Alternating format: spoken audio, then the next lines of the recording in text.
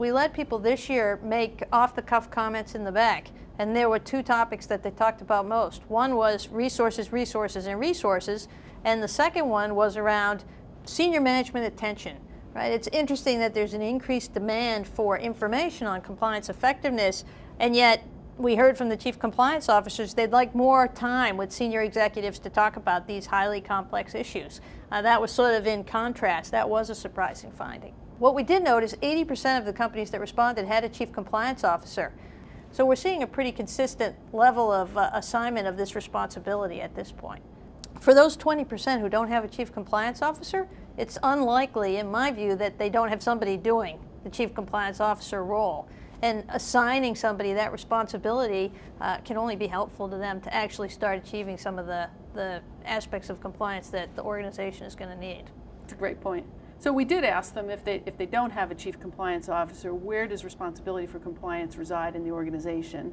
And not surprisingly, the lion's share, the largest place of reporting was legal, not different than we would expect. But to me, the big surprise was the 21% of those companies that don't have formal chief compliance officers have internal audit responsible for compliance.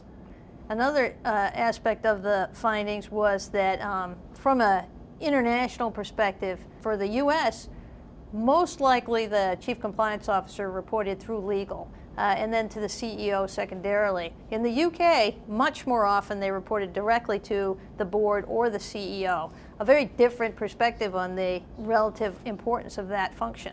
And generally speaking, we found that almost 70% are operating in a hybrid model. A hybrid model is folks in the central function working with folks in the business units, either own folks or folks that report to the business but are very much 100% dedicated to compliance.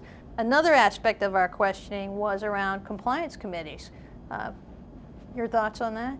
So not surprising, seeing a continued high use of compliance committees. What we looked at this year that was a little different was to try and dig a little bit deeper and understand, well, what are these compliance committees charged with doing?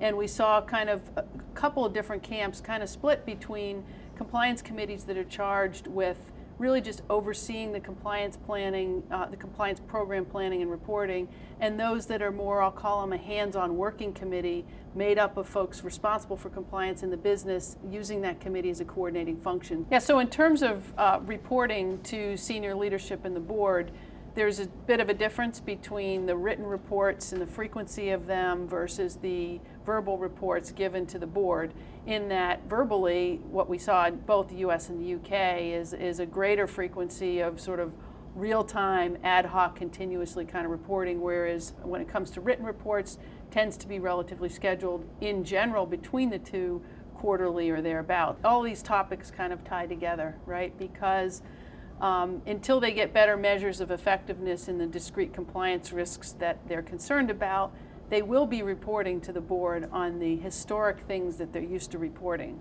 Their training, their training efforts, their policy efforts, their helpline statistics, and less so on the metrics around discrete compliance risks. So I think that as the systems evolve, as the data evolves and the measures evolve, the reporting will change.